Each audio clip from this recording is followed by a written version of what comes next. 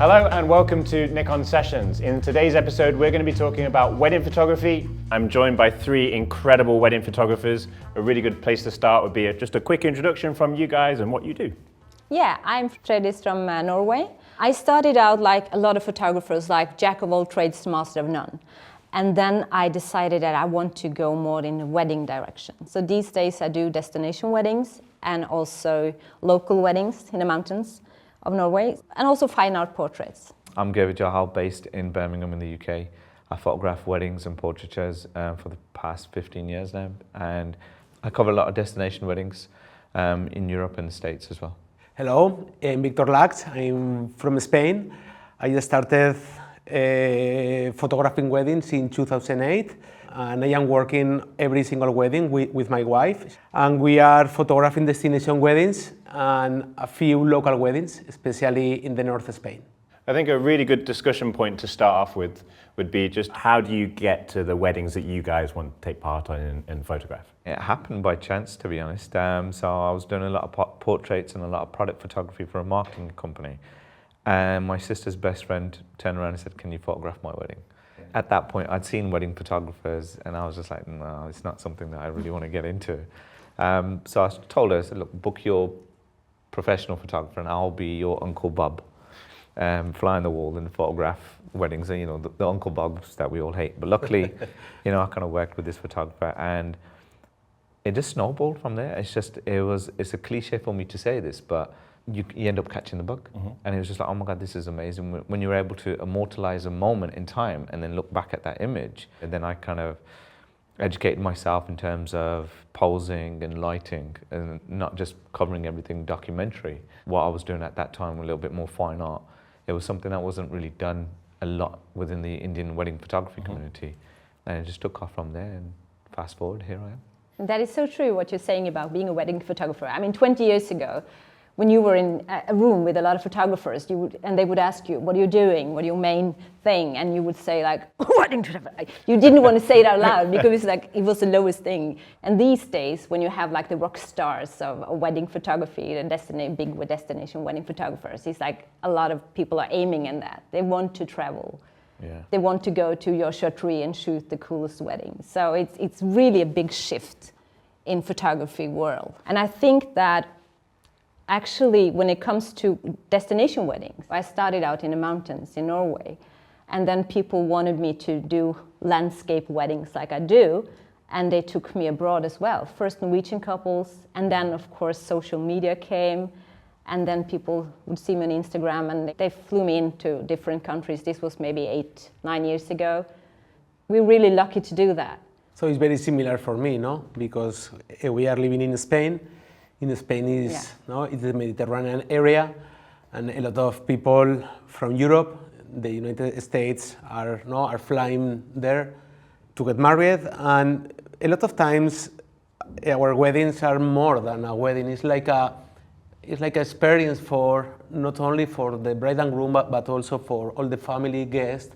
Yeah. And we usually spend 2-3 days photographing all the things that are happening. Okay, so destination weddings are really nice because you are traveling, you are knowing a lot of new countries, cities, people, but at the same time, sometimes it's really hard, especially when you have a family, when you have to combine with more things, okay, but it's amazing. As wedding photographers, I think we cover all bases. Yeah. I know, for example, myself, I'm wearing several hats. I'm wearing one today. Absolutely. But, we have to be excellent portrait photographers, and we don't have models. We have bride and grooms in general, and they don't know how to pose. They don't know how to stand. They don't know which way to shift their weight and where their hands look. And we have to pose them and guide them in these positions to photograph them in the most flattering light. And then we have to be amazing product photographers to photograph rings and jewelry and shoes and dresses. Then we have to be journalistic photographers and photographing every single moment. And at one point, we have to be landscape photographers to photograph the scene and the setting, and the architectural photographers, while within the pace of photographing the actual wedding ceremonies. And we have to be master of most of them, if not all of them, because these images combined tell an overall story of the wedding day.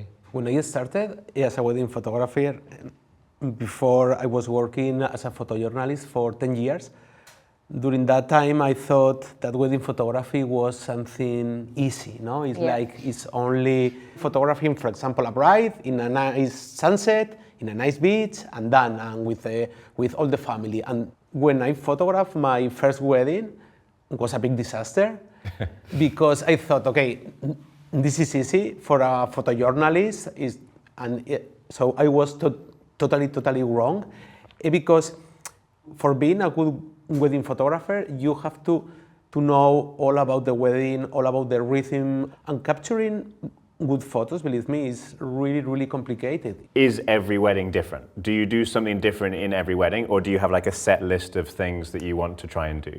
So, in my opinion, every wedding is the same, but every couple is totally different. Sure. Yeah. We are photographing people, and people are totally different. Our wedding's the same, ultimately, no. You'll have the ceremonial aspect and the order of events on the day, which have a similar setting. But like you said, we're touching up on personalities. I may have a conservative couple one day, which are very stiff, but I have to guide them into a loving pose. Yeah. But then I may have a couple who just love to show public displays of affection, which are just very easy. Actually, the last 5 or 6 years, I have been interviewing my couple, and I want them to interview me, because there's so many photographers these days out there that you want to be a good match. And for me, it's essential that you wouldn't care if your dress get dirty, because that will happen if you go into the mountains and things like that. Today we have the Pinterest bride and groom. But if I have a bride that comes with all these photos from a beach in California and I live in dark Norway, obviously it's like you have to lower their expectations, or you have to tell them what to expect. Yeah. When clients book me, one of the first questions I ask them is, when you saw my portfolio, whether it be Instagram or website, what drew you to pick up the phone or write an email to get in touch with me? What did you like? And 9 out of 10, my clients will say, I love the fact that you don't pose your couples. And I'm like, I'm sorry, but I need to burst your bubble. I love posing my couples. I said, which images do you like? Oh, we love this, we love this, we love this. And I was like, posed. Yeah. Right? I'm like, which one did you think was candid? Oh, we think all your work's candid. I'm like, there's an element of photographing candid and the ceremony with people laughing, and there's sorrow and there's joy. But when it's photographing a couple who spent so much money on their wedding and they're just happy to celebrate with all their loved ones and they want to look as best as possible, it's my job to put you in the best position, put you in the best lighting. Your elbow looks funny, bring it a little bit in, just soften up the pose just a little bit. It's our job and our responsibility to get your personality out. So I have you laughing. So these little moments, yes, it's posed, but the moments and the interaction that you have as a couple, that's real. There's this whole idea that it's a very pressured day. There's a lot of pressure around the photographer. It's a really big day. How do you guys deal with that pressure, or does that pressure even exist? Is it a myth?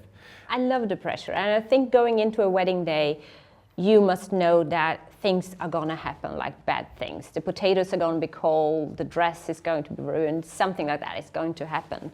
So the most important thing is to stay calm. But I think that wedding photography is not like you're going to school and then after 2 years you're a wedding photographer. It's all about practicing a lot. You need to know how the dress should be laid and the flowers and everything. So it's a great deal of things you have to think about. You need to do the formals. You need to do the family. It's so many things that you should do and you should know up front. Because a couple, it's their first wedding, hopefully. So they wouldn't know. So it's on you. It's on you to get all the best shots. Like, there's a lot of talented photographers out there, talented portrait, street photographers, architectural, landscape, product photographers. I think it takes something a little bit different to become a wedding photographer. I always tell people, I'm like, hey, I want to get into wedding photography. I'm like, shoot one wedding. just the one, and see how you get on. I think you'll know whether this is the right field for you, or you know whether it's not. There's a lot of people that just can't cut out to take that responsibility. A bride walking in and you've got the wrong focal length, or you've missed the mum crying, or you missed the exchanges of the vows or the kiss or the small little moments. You can't go back in and repeat those moments, so you have to be wary of what's coming up next and always be prepared. I love the pressure. And my wife says, when we have a lot of pressure, we have photographed the wedding really, really well, no? So all these things that are happening or the pressure has me to be active, to be super focused on the things that I want to capture. But I'm not thinking about that I have the pressure of capturing everything. So I'm only thinking about that I have to give my best and capture all the things that are happening in front of me, and that's it. I'm not super technical, but I do know my camera.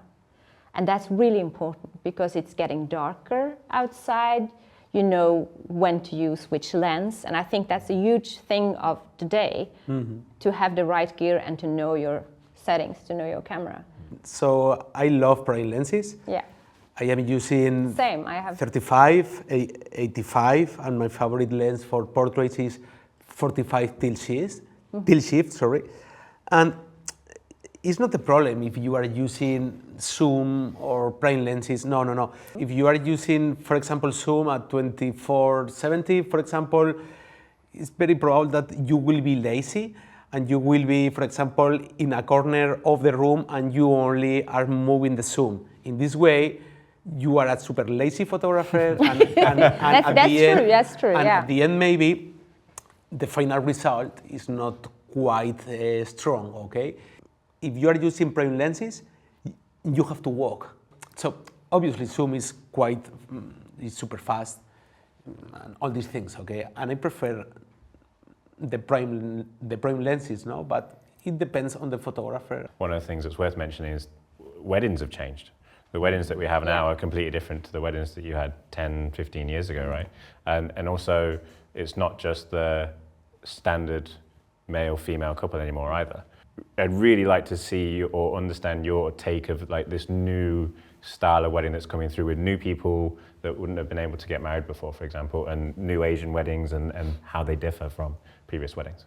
I think that there's not much of a difference from in terms of when I first started to where I am now with the weddings. The weddings are still lavish, especially with the Asian and Indian weddings. They go on for 3-4 days and they'll spend, a large amount of sum on their wedding day as a combined couple. But somebody was asking me, what's your favorite wedding that you photographed? And I can remember it was the wedding, there was 35 guests and it was in the groom's back garden under a little canopy, as opposed to a big lavish wedding on Park Lane.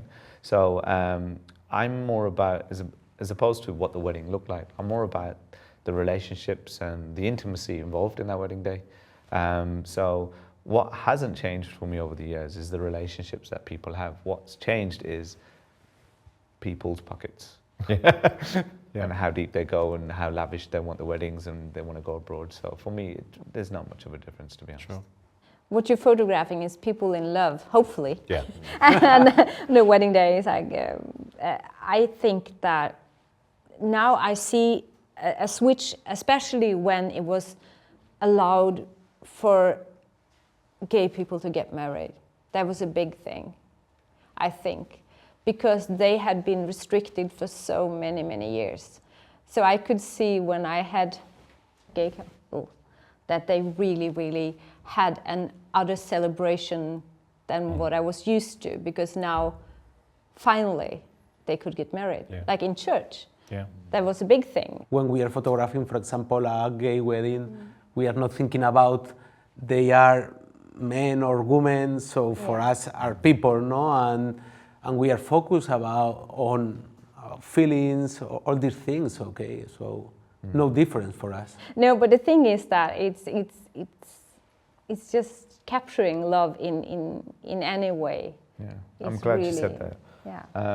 I did my first same-sex wedding last year. They flew in from Arizona. They got married in Bordeaux in one of these chateaus. So they asked me, have you ever photographed a same-sex wedding? And I said, and I had to be honest. And I said, look, no. I said, but it's something that I definitely want to photograph. And went back and forth. So they went ahead with the booking. Fast forward, we went to the wedding. And I've never really had that many butterflies, but jumping on the plane, getting there, getting in the car, driving all the way towards the little village in Bordeaux. Luckily, as soon as I met the couple, it was just like, I knew straight away, I can't have a masculine and a feminine persona with a couple. It's like what you guys said, you have to photograph love, and then as soon as you see them and the connection that these two have and the way that they subtly hold hands or walk or lean on each other, that's what you're photographing. Wedding photographers generally tend to know other wedding photographers. Yeah. But doesn't necessarily mean that the person's wedding that you're shooting knows who you are, because to them it's just that one wedding, right? So the community of wedding photographers, just talk to me about that and how that works. How easy it is to get high on yourself. Super easy. You just get followers, and I think what people starting out needs to know, that having a lot of followers on Instagram, if you do, you have the same issues, the same. I mean, I know like the best wedding photographers out there, and they would still message me like, I only have like 500 likes in 3 minutes. What's wrong? And the thing is that it's difficult. It's scary to show your photography, and a lot of pressure sometimes. a lot of pressure, yeah. For everyone. Yeah. And it's not like, so I have had like a detox. I have tried to distance myself from that burden of pressure, because I think that we get caught up in this world of photographers, that you want to be the best photographer, you want to be recognized by other photographers. But at the end of the day, they're not paying anything. No. So you're so right, like the couple, how are they finding you? Yes, I think for me, I don't use a lot of money on anything, like advertising or anything. I think it's word by mouth. That you're in the wedding of their friends. They've seen the photos. They're like, that photographer, I want her too for my wedding. I think the community as photographers, there's so many amazing wedding photographers worldwide, and I find that, even though I've never met you or spoken to you or connected with you on social media, is we're all following each other's. We're all following each other's work. We're like, oh my God, that's. Dare I say, like, I love when I see a photographer's work, and I'm like, there's a bit of jealousy that comes, not in a negative way, but it's just like, oh man, I wish I took that. Right? It's just like, oh man, I wish I had that idea, and it's just like that. And then there's a sense of community when you follow them. You're like, oh, they inspire me, and you're following their work. I'm like, oh my God, I love what you did there with the creativity, with the lighting. And then it's funny, because when we finally get to see each other or meet each other, it's like, it doesn't feel like a stranger. It's just like, yeah, I know you. We're all followers, and we'll follow each other's work, and we're all fans of each other's work. So Frøydis, I'd love to talk through some of your shots. So if you can talk to us specifically about this image here. Yeah, this is, I'm going to brag a bit now. This is my backyard. This is like 5 minutes from where I live. Oh, wow. So this is, we have a glacier. You can see the glacier behind it. And it was raining all day. You can see the rain here on the road. It's really wet. It was raining so hard.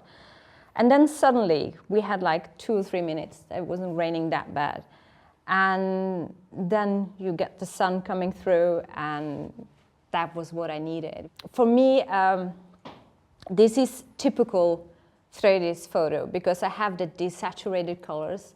It's not that edited. When I shoot, I have like, I would call it dull raw, because I need all the information in the blacks and the whites. Okay, so Gurvir, if you want to talk me through this shot that we've got framed up here as well, just talk to me about that. Yeah, this is me kind of photographing a bride very early on, in the morning on a wedding day. Now, if you're a natural light photographer, that's fine in the summer. But what do you do in October at 7 in the morning in the UK? There is no natural light. So what I try and kind of create from my portraits now with bride and grooms in the morning is, as the weddings, there's a build-up for the week. There's so much clutter and furniture and everything moving around in the house that when you get in, and it's just like, wow, I need a spot for me to photograph in. I can't find a window, I can't find a clean wall. So I just use portable backdrops I can maybe easily set up, and I bring my own additional lighting in. So I'm able to control the lighting, control the posing, control finalizing the details of the dress and move things around. And this is just one of those stylized portraits of the bride getting ready in the morning. But what I like about this image the most is we're kind of creating beautiful shapes within the image. This image did pretty well in quite a few competitions internationally, because I call the image triangles which kind of prompted the judges to lean forward and go, oh my God, I do see so many triangles within the shapes. We've got triangles within the jewelry, within the outfit, within the elbow, within the gap between the elbow, within the nose, even the light that's forming on her cheekbone, it's a triangle. So I just kind of keep the posing very relaxed, very soft, but a trace of traditional, timeless classics. I don't want a bride or a groom ever to look back at their portraits and go, oh, it's so cheesy, or oh, it's so dated. I want this image to be relevant in 40 years' time. If you just want to talk to me through this shot here, that'd be great. So this is one of my favorite photos that I photographed ever. It was Eric and Louis' wedding. It was in the north of Spain, close to France. When the dinner started, I was capturing a few photos about the location, just about the candles, all the things, and the two hands were separated. And I said, okay, it's okay, but I prefer if you are joined, no? And they started to make this, like a sandwich of hands, and I said, no, in a soft way. So imagine that you are touching in a really soft way. And this was the moment that I captured. And if this photo is one of my favorites, it's because hands for me are full of information. When I pose a couple, I am focused on hands because are not obvious. Photographing two people kissing each other is super obvious for me, and I prefer to capture something like a little big part of the body, like hands, okay?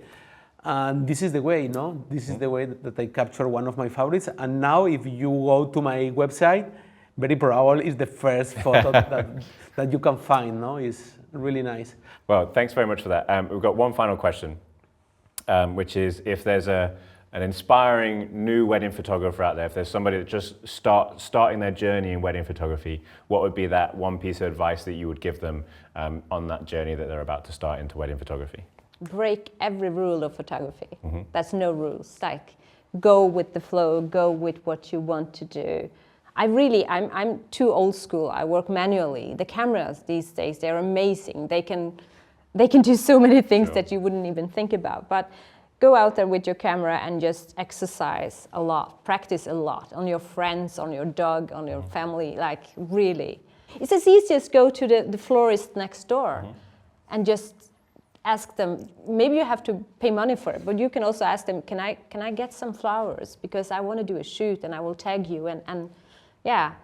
So I think just shoot a lot. Yeah. Well, just look at wedding photographer, borrow your mother's old wedding dress, do stuff, like just you have to show the world and never be afraid of showing your photos. It's like, never be afraid of that. I think education is key. Yeah. And inspiration comes in many forms. I would strongly recommend following photographers that inspire you, that you love their sense of style, whether it be posing, lighting, editing, and reach out to them, ask them if they would love to mentor you. And a lot of photographers, you'll be surprised, wedding photographers, we're pretty open. And we teach and we educate. I mean, I do several workshops on different topics all over the past few years, and I'm still mentoring a couple of students whereby they come along with me and they tag along with me to a wedding, and they get to experience what it's like to be at a wedding, and they can have their camera and take any pictures, albeit most of the time it's not paid work, it's experience. So education, show up on workshops that you want to be inspired by that photographer by, reach out to them. And there's so many conferences and conventions where they talk about different topics, and it's not just sometimes about photographing a wedding, it's the business behind a wedding. So inspiration, and we can touch upon inspiration on a different topic, but yeah. So I don't like this interview because in my country, all the interviews, the final question is how much cost for every wedding, okay? Yeah. No, but I'm totally agree, guys. So it's very important, in my opinion, as you say, the education is the key. Every single workshop, conference, big part of the community. So that's the thing, no? Yeah. Well, thank you all so much. That we've really gone through some great topics there and hopefully shared some incredible knowledge with people watching at home. So thank you all so much. Thank you for watching at home. If you're interested in viewing more Nikon Sessions episodes, please do subscribe to the Nikon Europe YouTube channel. Thank you very much.